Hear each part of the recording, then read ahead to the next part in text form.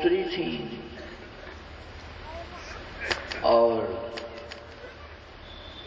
तुम्हारा परिचय तुम्हें बताने के लिए आई थी कि तुम्हारा असली परिचय क्या है।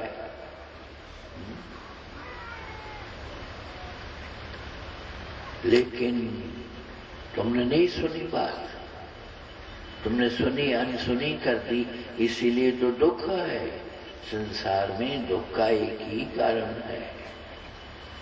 यहाँ पर कोई घर से दुखी है, कोई परिवार से दुखी है, कोई दुनिया से दुखी है, कोई शरीर से दुखी है, कोई मन से दुखी है, कोई चित्त से दुखी है, कोई बाहर से दुखी है, कोई भीतर से दुखी है। दुख के सिवा हमें कुछ दिखाई नहीं देता। और आता है कोई कभी कभी आता है तुम्हें वो राह दिखाने, तुम्हें उस रास्ते पर लाने, तुम्हें वो रोशनी देने जिससे दुख मिट जाए, सदा सदा के लिए मिट जाए, सदा सदा के लिए दुख चला जाए। और उनका जाता है जो इस आवाज को सुन लेते हैं, जो उतर आते हैं उस पे, उनका जाता है। इसी पौड़ी में कहा ना फिर से, गुरु नानक देव जी महाराज ने फरमाया, दुख पाप का नाश सुनिए, सुनिए भक्ता सदा विकास, नानक भक्ता सदा विकास। सुनिए दुख पाप का नाश। अगर सुनने मात्र से तुम्हारे दुख चले जाते हैं तो क्यों नहीं अब तक तुमने सुना? इसका मतलब तुम्हारा सुनना ठीक नहीं है, तुम सुन नहीं सकते, तुम कानों से सुनते हो, जो कान नश्वर है। जो सुनना अब है तब चला जाता है, वो सदा के लिए नहीं है, वो तुम्हारा दुख नहीं दूर कर सकता। जब वो कहते हैं कि सुनिए दुख पाप का नाश, सुनने से दुख और पाप चले जाते हैं। दर्शन परखिए गुरु के, जन्म मरण दुख जाए। कि ऐसे दर्शन करो, ऐसे दर्शन हो सकते हैं जिससे जन्म जन्मों के दुख और पाप सब नाश हो जाते हैं। दुख का कारण पाप ही तो है, पाप ही न रहा तो दुख कहाँ रहेगा? सब मिट जाएगा। लेकिन ना तो दर्शन हो पाते हैं, ना तुम सुन पाते हो उस सत्ता को, उस परमात्मा सत्ता को जो कुछ कहने आया है तुम्हारे लिए, जो तुम्हें सुनाने आया है, जो सच्चे दर्शन देने को आया है।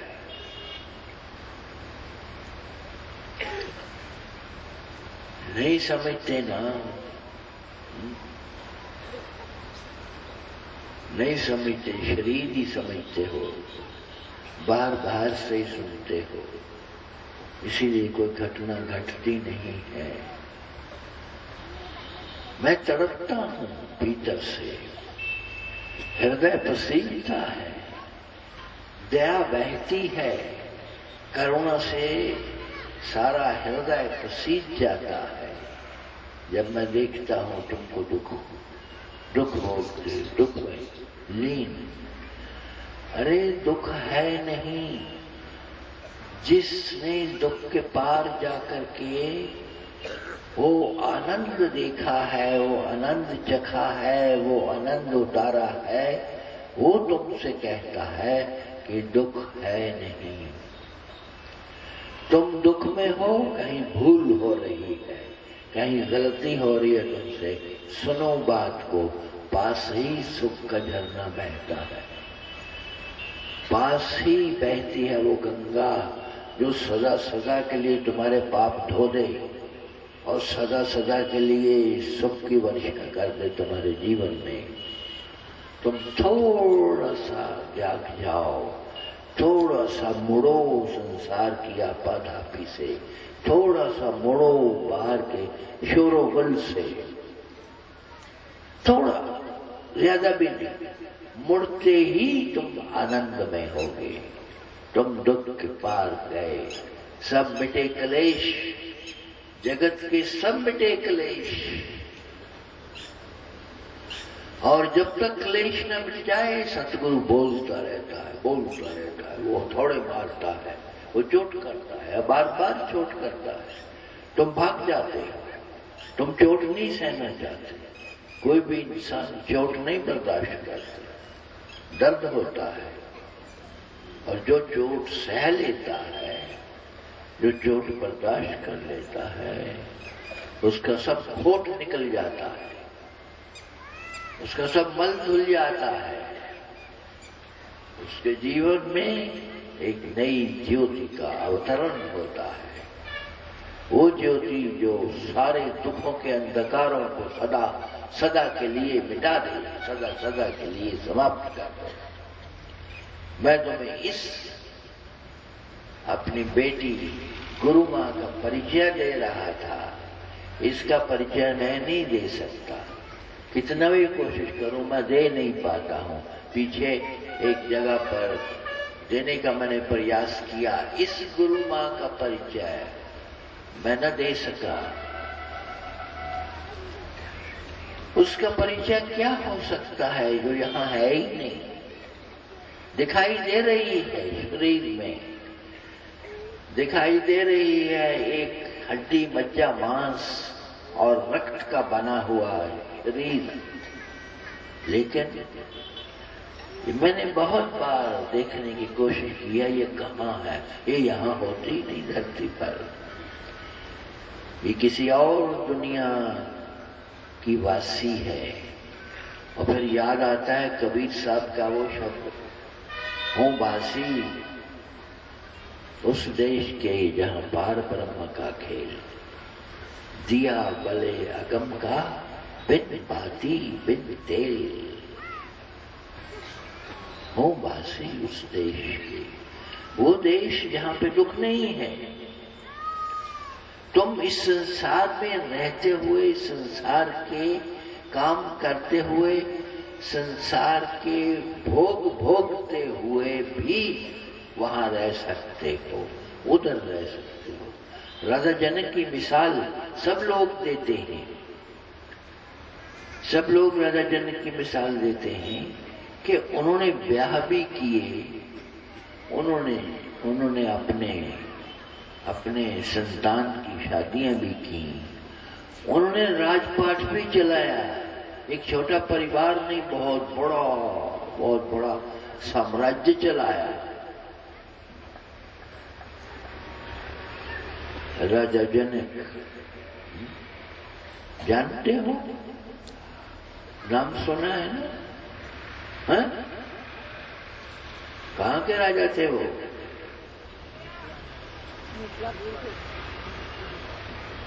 कहाँ है मिथिला? कहाँ है मिथिला? सुन लिया मिथिला, अरे यहीं पास में, यहाँ थे, आपके बीच में थे, यहीं के राजा थे, कहीं दूर नहीं थे। उनकी मिसाल दे रहा हूं। उनको तुमने विदेही कहा है, वो सब काम करते रहे जीवन में, कोई काम छोड़ा नहीं, राजपाट छोड़ के भाग नहीं गए सिद्धार्थ की तरह, कोई कर्म नहीं त्यागा। सब कर्म जो तुम करते हो वो उन्होंने किए, लेकिन वो रहे उस देश के वासी, परमात्मा को अपनी गोदी में लिए रहे, परमात्मा ने उनको उठाए रखा। शरीर रहा लेकिन अशरीरी जीवन बिताते रहे। बिना शरीर के जीवन जो होता है वो सूक्ष्मतम जीवन, जिसमें परमात्मा की दिव्य ज्योति ही चमकती है और कुछ नहीं, वो जीवन बिताया। वो हर एक इंसान का जीवन हो सकता है। इसको देख लो, ये गुरु माँ को देख लो, तुम देख ना पाओगे। इन नयनों से, इन अक्षुओं से, ये जो नेत्र हैं, इनसे दिखाई नहीं देता है वो रूप। इसीलिए तो कबीर साहब ने कहा ना, गुरु को मानुष जानते ते नर कहिए अंध, दुखी हुए संसार में आगे जग का फंद। ये राधा स्वामी मत वाले बहुत इसमें इस बात को बार बार दोहराते हैं कि सतगुरु शरीर नहीं है, शरीर नहीं है, शरीर नहीं है। और अगर तुम देखोगे तो तुम पाओगे कि ये और ही सत्ता है। ये जब बोलती है ये गुरु माँ हमारी, तो जो भी वचन इसके मुंह से निकल जाए, सोच समझ के या बिना सोचे समझे है, वो सत्य होगा, होगा, सदा होगा। तुम आजमा के देख लेना, हाथ कंगन को आसी क्या, तुम अपने जीवन में आजमा के देख लेना। जो इसने कह दिया, जो इसने बोल दिया, वो सत्य साबित होगा। हर समय वो सत्य साबित होगा। बहुत बार ये देखा गया है, बहुत बार ये पाला गया है। वो सत्य कहां से आता है? वो सत्य से जुड़ने से आता है। जो सत्य से जुड़ा है वो सत्य सनातन, जो सनातन सत्य, वो जो परमात्मा, उसी को सत्य कहा है।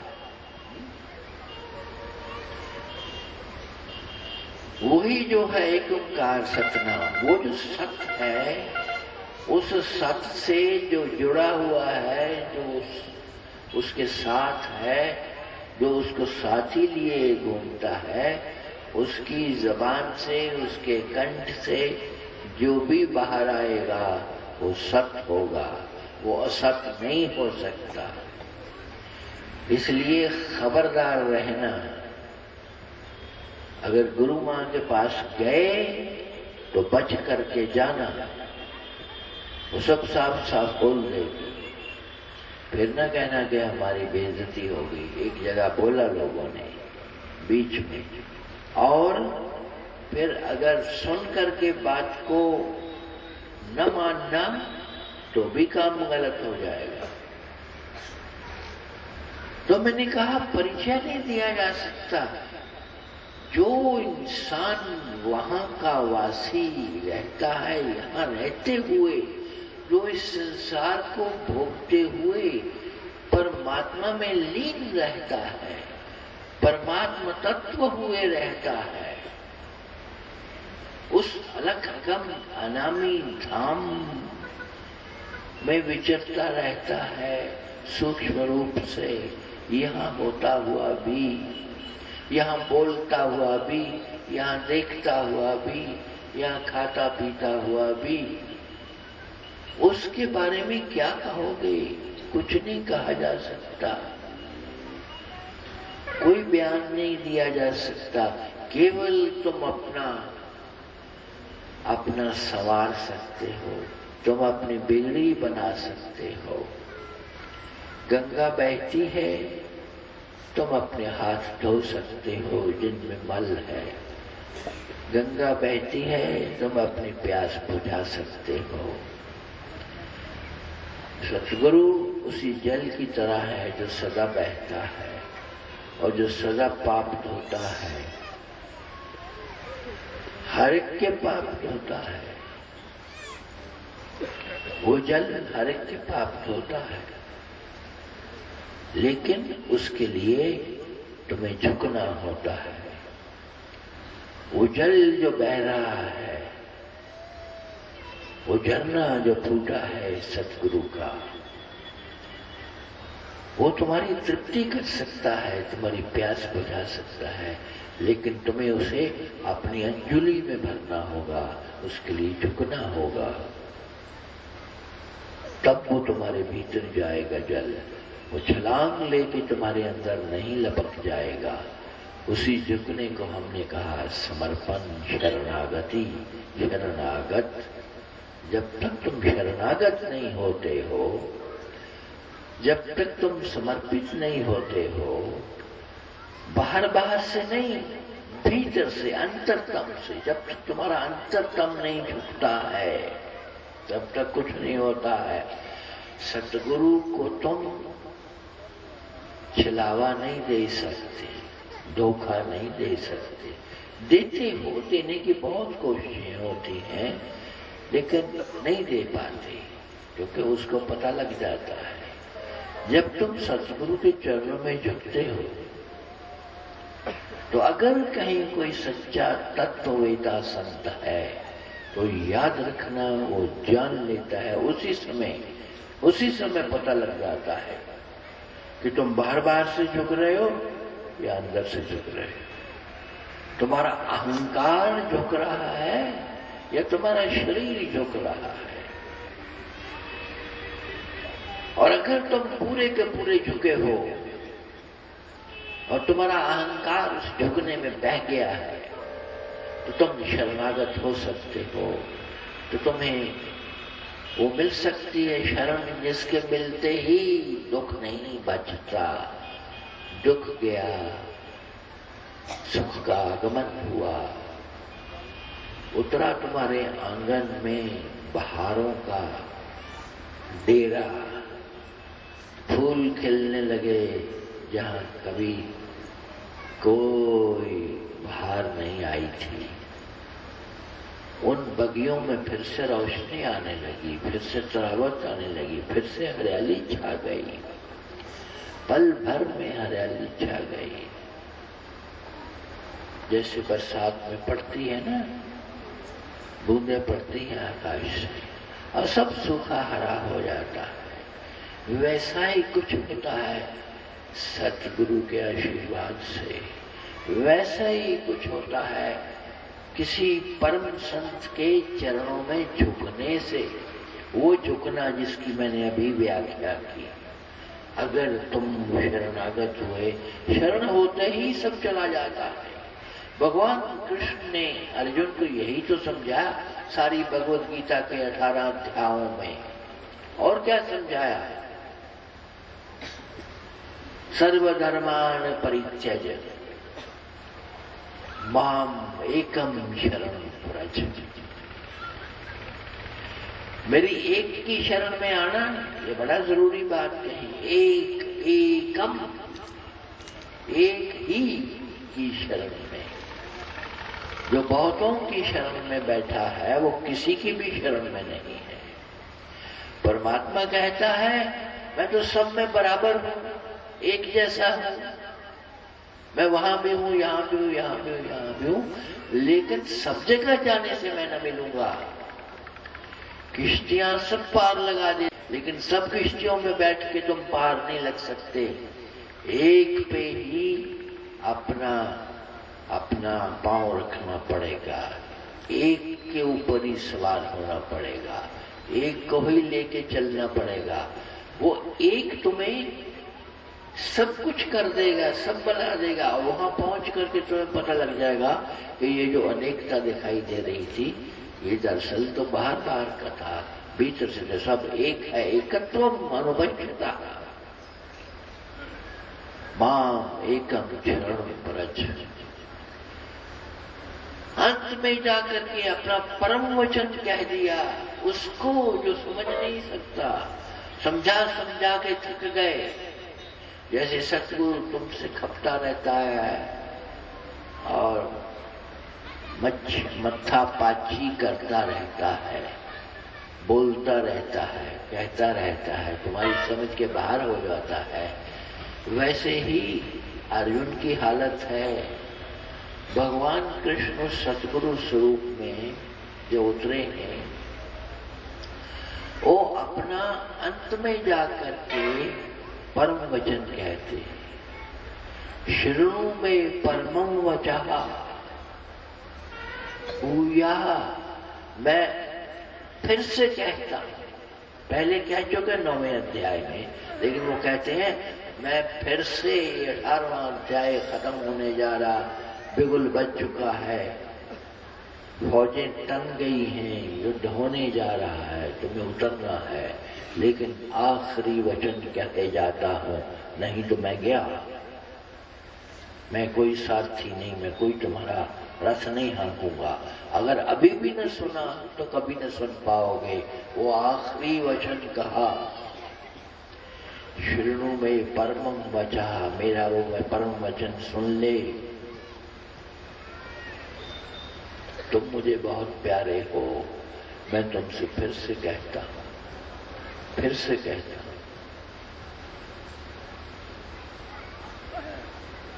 भूयाः, फिर से कहता हूं। क्या कहा फिर से? सर्वधर्मान परित्यज, छोड़ो सारे लेखे जोखे, छोड़ दो सारे हिसाब किताब, छोड़ दो सारे वही खाते, छोड़ दो सारे ये हेरा फेरियां, ये चक्कर वक्कर दुनिया के, छोड़ के तो देखो, छोड़ करके क्या करना है? सिर्फ एक उसकी शरण में आ जा। माम एकम शरणं व्रज। तो होगा क्या उससे? सब छोड़ दिया, उस एक की शरण में चले गए, तो क्या हुआ? क्या हुआ? यही मैं तुमसे पूछता हूं, क्या हुआ अब तक? परमात्मा सतगुरु के स्वरूप में उतर के कहता है, अहं त्वा सर्व पापेभ्यो मोक्षयिष्यामि मा शुचा। तुम्हारा सारा शोक चला जाएगा, तुम्हारा सारा रोग चला जाएगा, तुम्हारी सारी चिंताएं समाप्त हो जाएंगी और तुम्हारे पापों का समूल नाश हो जाएगा। पापों के कारण ही दुख आता है, तो जब पापी ना कोई बचा तो दुखों का सारा हिसाब किताब समाप्त हो गया। संचित कर्म सारे पिछले दग्ध हो गए, तुम क्लीन स्लेट की तरह, कोरे कागज की तरह निर्मल चित्त हो गए, निर्मलतम शुद्धतम अवस्था में तुम स्थित हो गए। ये होगा, और अगर ये नहीं हुआ है तो ना तुम शरण में गए हो, ना तुमने वो आवाज सुनी है, वो वचन, वो जो परम वचन है जिसके ऊपर का कोई वचन नहीं है।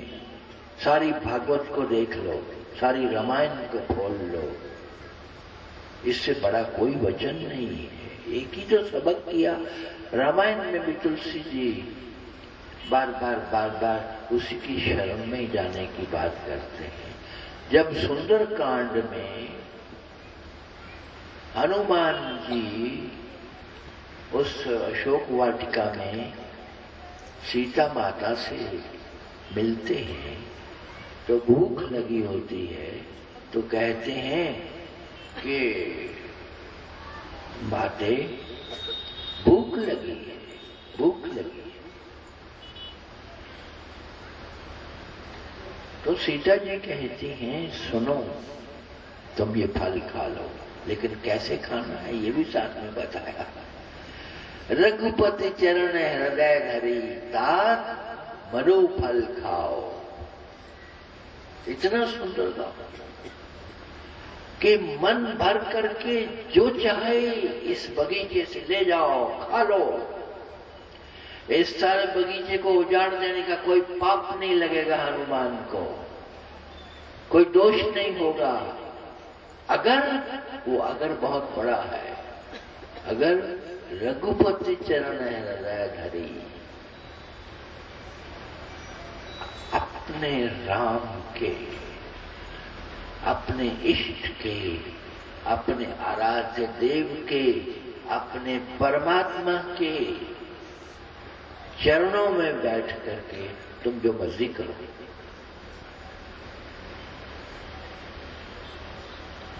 सब खा। तुमसे भी यही बात बार बार मैं कह रहा हूं, कोई नई बात नहीं कर रहा, यही बात तुमसे कह रहा हूं कि उसके साथ जुड़ करके तुम जो भी कर्म करोगे वो कर्म बंधन नहीं बनेगा, तुम्हारे लिए बंधन का कारण नहीं बनेगा। तुम मुक्त रहोगे, तुम स्वच्छंद रहोगे, तुम पाप से रहित रहोगे हमेशा हमेशा के लिए। बस उससे जुड़ करके यही राजा जनक ने किया। यही उन सबने किया, ऋषि मुनियों ने या संतों ने, महात्माओं ने, अवतारों ने, बेशुमार लोग हो गए। और हमारे यहाँ राधा स्वामी में दयाल पुरुष जिनको बोलते हो, सब यही एक ही मंत्र है, दूसरा मंत्र ना हुआ ना होगा कभी, एक ही मंत्र है बस। इसमें सारी हिसाब किताब पूरी हो जाती है। इंसान दुख क्यों भोगता है, रोगी हो करके क्यों रिश्ता है, एक ही कारण है कि तुम उससे दूर गए हो। तुम्हें पता नहीं लगा है, तुम कहते हो मैं रोज मंदिर जाता हूं महाराज जी, मैं दूर कैसे जा गया, मैं दूर तो गया नहीं, मैं रोज टीका लगाता हूं, मैं रोज जल चढ़ाता हूं, मैं रोज अक्षत चढ़ाता हूं, मैं पुष्प अर्पण करता हूं। अब देखो मैं आरती का थाल लेके आया, मैं कैसे दूर गया, मैं तो दूर नहीं जाता, मैं तो सदा पास हूं। नहीं, तुम्हारी परिभाषा गलत है, तुमने देखा नहीं अपने आप को ठीक से। अगर शुद्ध अवस्था में और शुद्ध दृष्टि से देखो अपने आप को, तो पता लगेगा कि तुम कभी मंदिर गए ही नहीं, कभी नहीं गए, शरीर ही गया। अगर एक बार भी गए होते तो काम पूरा हो गया होता। वो तो पल भर में घटना घटती है, वो तो एक पल भी नहीं लगता और घटना घट जाती है। इधर तुम झुके, इधर तुम शरणागत हुए, उधर बरसा वो आनंद का आबशार तुम्हारे ऊपर, और तुम ओतप्रोत हो गए, तुम ओतप्रोत हो गए। क्षिप्रम भवति धर्मात्मा शाश्वत शांति निगच्छति। वो शांति जो आके कभी जाती नहीं, मिटती नहीं, वो परम शांति उसी समय उतर आती है और एक पापात्मा धर्मात्मा हो जाता है एक शरण में जाने से। शरण में जाते नहीं है, शरीर जाता है, सर झुकता है, अहंकार वही बना हुआ है, वो भीतर वही बना है, मैं और मेरे के लेखे में पड़े हुए हो नहीं, जो इन सब से बाहर आकर के उसकी शरण में गया, उसको किसी चीज की कमी नहीं रहती है। तुम्हें किसी द्वार पे जाकर के मांगना नहीं पड़ता है कि ये दे दो, ये दे दो। अभी हर इंसान जो मेरे से मिलता है करीब करीब मंगता बन के आता है, और मुझे अफसोस होता है। अफसोस इस बात का है कि मेरी संतान है और इसमें भी मैंने वो ही भरा है जो मेरे में है। ये रोता क्यों है, ये बिलखता क्यों है, ये छोटे छोटे टके टके पैसे पैसे खोटे सिक्कों की फरियाद कर रहा है। ये मांग क्या रहा है, ठीकरे मांग रहा है, ये बिखरे हुए कंकर पत्थर मांग रहा है, और मैं इसके लिए हीरे लेके आया। ये मांगता क्या है, छोटी छोटी मांगों से भरे हुए। क्या महाराज जी सिर में दर्द रहता है, अब महाराज जी आ गए हैं, अब तेरे सिर का दर्द ठीक करने आए हैं, वो करके जाएंगे। एक आदमी अभी आज ही हमसे मिला, कभी नहीं पहले मिला, पहली बार मिल रहा है। महाराज जी सेहत नहीं मेरी ठीक रहती है, बस ऐसे कर दो और सेहत ठीक हो जाए, ऐसे ऐसे कर दो। मैं तुम्हें बता रहा हूं कि संसार में कोई ऐसा करने वाला तुम्हें नहीं मिलेगा, कोई चमत्कार नहीं है। एक ही चमत्कार है कि अगर तुम उस एक की शरण में गए हो तो सब पलटा हो जाएगा, तो सब बदल जाएगा। वो तुम्हारे अपने हाथ में है। परमात्मा ने कोई ऐसी बात न कही, न कभी उसने करने की सोच पैदा की जैसे तुम सोचते हो। अगर आप सूर्य को रोक देंगे सुबह उगने से पूर्व में, तो तब हम जानेंगे कि आप सतगुरु हो, कि आप सच में शक्तियों के मालिक हो। उतार दो ना तारों को आकाश से नीचे।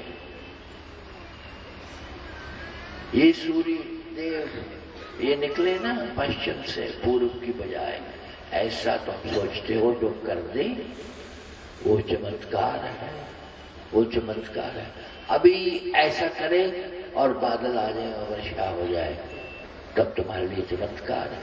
और ऐसा कर दे तो बादल उठ जाए और वर्षा समाप्त हो जाए, तब तुम कहोगे वाह वाह वाह वाह, क्या बात है जी, यहां मिला, ये द्वार हमें मिला। मैं तुमसे साफ साफ कह दूं, ऐसा कभी हुआ नहीं, ऐसा कभी होगा नहीं, कभी नहीं होगा। लेकिन एक जगह होता है, एक जगह ऐसा होता है, उसके करने वाले तुम स्वयं हो। अगर तुम उससे जुड़ गए हो, जिसकी मैंने अभी चर्चा की कैसे जुड़ना होता है, तो बस फिर तुम माला माल हो, फिर तुम सबके स्वामी हो, चांद तारों को भी स्वामी हो, सूर्य चांद और ये जो आकाश है, धरती है, पाताल है, सबके तुम स्वामी हो। और जब तुम स्वामी हो जाते हो तो फिर तुम कोई ऐसा काम नहीं करते हो जो स्वामी के विरुद्ध है, जो उस परमात्मा के विरोध में है या प्रकृति से उल्टा है। प्रकृति के साथ हो लेते हो। अभी शाम को और बिच्छुओं की और किस किस की और वो शेर चीतों की बात मां करती है, वो तुम भी कर सकते हो, कोई उसमें चमत्कार नहीं है, तुम्हारे साथ भी हो सकता है। अगर तुम साथ हो लेते हो, प्रकृति के साथ संत इतना ही काम करता है कि वो सारी कायनात के साथ हो लेता है, वो विरोध में नहीं है, वो अपोजिशन में नहीं है, वो जो साथ है, साथ होते ही शेर चीते भी तुम्हारे साथ हो लेते हैं, सांप भी तुम्हारे साथ हो लेते हैं, कोई विरोध ही नहीं है। प्रकृति में कोई विरोध नहीं है। तुम्हें मारने के लिए या तुम्हें खा जाने के लिए तो या तुम्हें दुख देने के लिए ये प्रकृति या ये धरती या ये जगत नहीं पैदा किया गया। ये जगत सुखमय है, ये दया से उसने तुम्हारे लिए खड़ा किया है ताकि तुम सुख भोग सको, तुम आनंद में रह सको। ऐसा ही होना चाहिए एक एक के जीवन में। आज जाकर के घर पर अपने अंदर झांकना। कब झांकते हो? कभी झांका है? कभी झांका अपने अंदर? दुनिया के अंदर तो झांकते रहते हो, लोगों के नुक्स निकालते रहते हो, टटोलते रहते हो, ये गंदा है, वो गंदा, वो खराब, वो ये हो गया, वो हो गया, वो हो गया, ये सड़क टूटी हुई है, सरकार पैसा खा जाती है, वो खराब है। दुनिया भर के सारे किस्से कहानियां तुम दूसरों पे के साथ जोड़ते रहते हो, कभी अपने को भी देख लो। अगर एक काम कर सको आज जा करके रात को सोने से पहले सिर्फ 15 सेकंड भी नहीं लगेंगे। 15 सेकंड बहुत होते हैं, 10 सेकंड भी नहीं लगेंगे, 5 सेकंड भी नहीं लगेंगे। जरा अपने अंदर झांक लेना और झांक करके देख लेना कि तुम कहाँ खड़े हो। क्या जो सतगुरु ने कहा है वहां हो? क्या सच में तुम वहां हो? अगर हो तो वही सतगुरु तुम्हें गारंटी देता है कि तुम्हारा दुख नहीं रहेगा, तुम्हारा दुख नहीं रहेगा, सुख ही सुख होगा, सुख ही सुख होगा। सभी उस अवस्था में आए यही सतगुरु चाहता है। एक एक जीव, चाहे वो अच्छा है चाहे वो बुरा है, चाहे वो बड़ा है चाहे वो छोटा है, चाहे वो यहाँ मौजूद है चाहे वो नहीं मौजूद है, उसकी यही कामना रहती है कि वो सारा आनंद पाले और उसका सारा दुख खत्म हो जाए, समाप्त हो जाए। जिस दिन तुम मुझे ये कहोगे कि महाराज जी सब आनंद मैंने पा लिया, कुछ बाकी न रहा, जैसे कबीर साहब ने कहा, कबीरा कबीरा उसको पाइए। कैसे पाइए? कबीरा पूरा पाया पूरे का गुणगान। नानक साहब ने भी कुछ ऐसा ही फरमाया है, पूरा पाइए पूरे का गुणगान।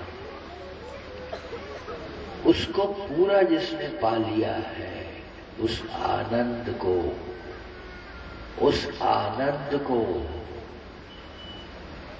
जो कभी समाप्त नहीं होता है, वो जो सदा रहता है, तुम्हारी हर अवस्था में तुम्हारे साथ रहता है, जब वो तुम्हें मिल जाएगा तो तुम्हारा सतगुरु भी धन्य हो जाएगा।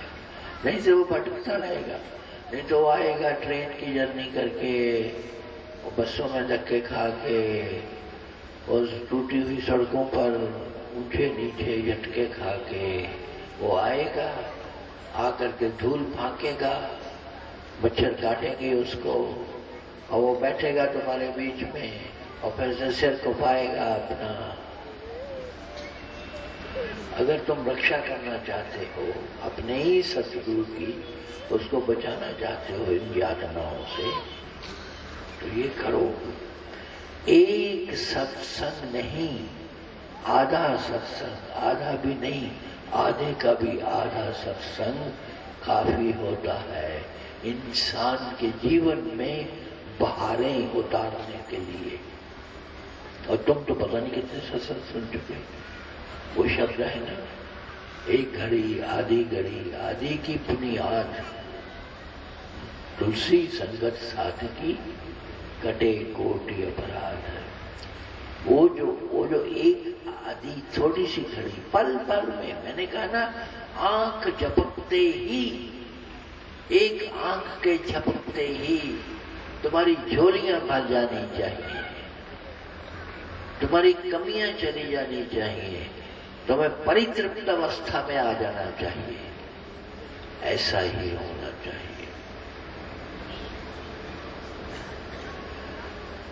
वो जो शब्द हम गाया करते हैं, आप लोगों को याद है बहुत, वो ही गाएंगे। दीना बंधु दीनानाथ, तू है दीन दयाल, दुख हरता सुख दाता, तू है परम दयाल। वो परम दयाल है, उसकी दयालता का कोई आर पार नहीं है। वो इतना दयाल है, इतना दयालु है कि उस जैसा कोई कृपालु नहीं, कोई दयालु नहीं। उसी को कहा है, हे प्रभु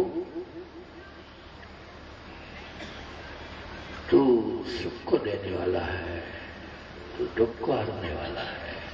वो तुम्हारा सतगुरु स्वरूप, वो जो तुम्हारा अपना ही परमात्मा जो सतगुरु स्वरूप में उतरता है और तुमसे कुछ कहता है, उसी सुख की ओर ले जाने के लिए सबको मिलेगा चैन, तो मैं भी चैन से बैठूंगा। मेरी बात को याद रखना, आपके एक एक घर में जब तक चैन नहीं आता है, जब तक चैन की बांसुरी नहीं बजती है, तब तक तुम्हारे सतगुरु को भी चैन नहीं आ सकता। सबको मेरा राधा स्वामी। दीना बंधु दीनानाथ, तू है दीन दयाल, दुख दुख हरता सुख दाता तू है परम दयाल। दीना बंधो दीनानाथ तू है दीन दयाल। दुख हरता सुख दाता तू है परम दयाल। दीना बंधो दीनानाथ तू है दीन दयाल। दुख हरता सुख दाता तू है परम दयाल। यही आरती है दीना बंधु दीना, यही आरती है दीना बंधु। दीना बंधु दीना जला लो, आरती तो चल रही है। आरती कौन सी होती है? ये आरती है। आरती है तुम्हारे हृदय की आर्त आवाज, वो है आरती।